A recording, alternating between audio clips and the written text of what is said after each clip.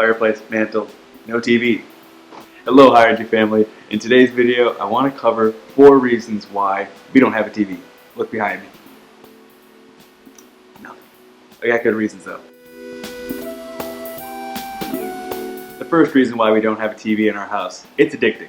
Watching TV is proven to be addicting. The numbers bear this truth out. The average American is watching about 5 hours of TV every single day. And if you have children in your household, the average number goes up to 8 hours of TV being on in the house. That's addicting. Number 2 reason, it's plain unhealthy, sickening, and fattening to watch TV. Along with being addicting, now you add this to it, it becomes a problem.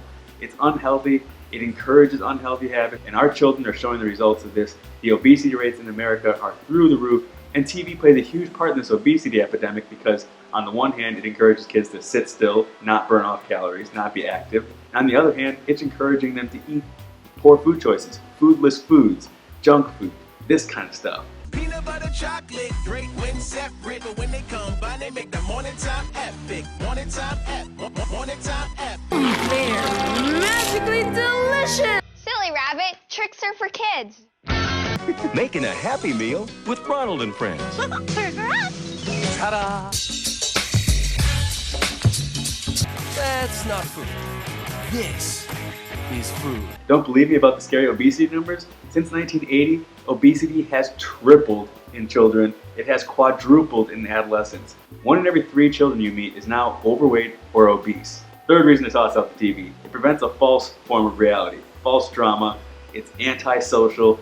On a social side of things, it gets us into a warped perspective of what's reality. This is an issue for adults, but the effect magnifies when we apply it to our children. Children are trying to take in the world, make sense of it. In a nature video, you watch a caterpillar go here, and the next minute, the cat goes there. Second later, boom, boom, boom, boom, boom. But a child watching a caterpillar in real life has to watch the caterpillar go. It's a different form of attention, and it's a different form of reality, and TV warps that perception for children. Another facet of the antisocial aspect of TV is even if you're watching TV in a room of other people, everybody's focused on the TV. It's an isolating, antisocial event, TV watching. 4th reason we avoid watching television, corporate influence, brainwashing. It's not a conspiracy. It's not a myth. It's just accurate observation.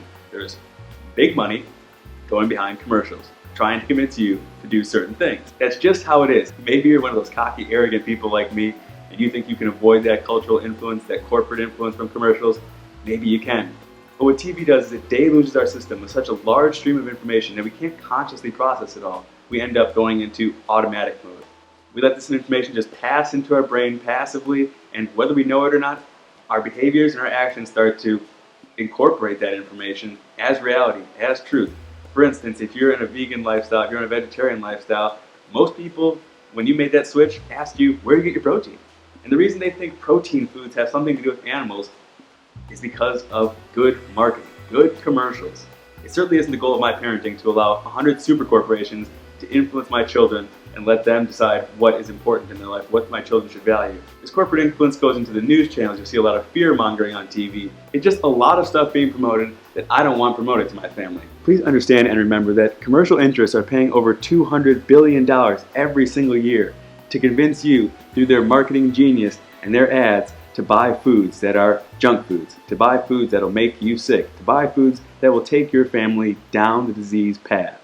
Now let's talk about the solutions. We live in a fantastic world of sharing information, sharing entertainment, and I personally don't want to cut myself off from that entirely, nor do I want to cut my kids off from the opportunities available. And so these are solutions that we've implemented. First step, toss the TV out. Just get rid of it. There's no need for a TV anymore when you can use the computer.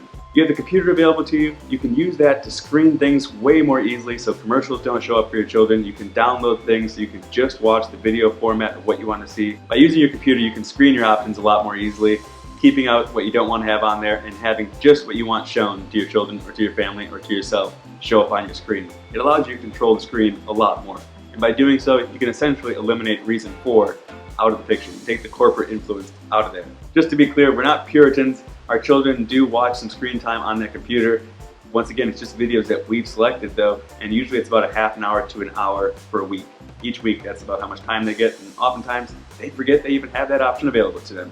When you get them back into the outdoors, you watch their attention. I remember watching our son, we let him watch more screen time initially. It was an hour a day, I think, or a half an hour a day we were thinking was okay at the time. But once we noticed his attention span was fragmenting, we stopped it cold turkey, and we had about 3 or 4 months where he didn't watch any screens, and we watched his attention span return to normal, where he could watch a worm go across the ground, where he could follow an ant, where he had the attention span that you don't often see anymore from children who are used to being constantly entertained whenever they wish to be entertained. Step number 2, make the list and put it up in a big spot for everyone to use in your house. The list is called 50 Things That We Can Do Instead of Watching TV.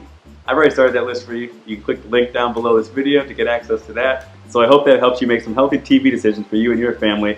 I want to give some special thanks out in this video.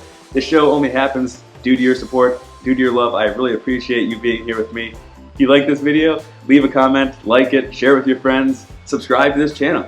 I'm committed to helping parents and families have more energy, health, and happiness. And these contributors have been kind enough to help me in that work. Thank you. That's all I can say. Thank you, thank you, thank you.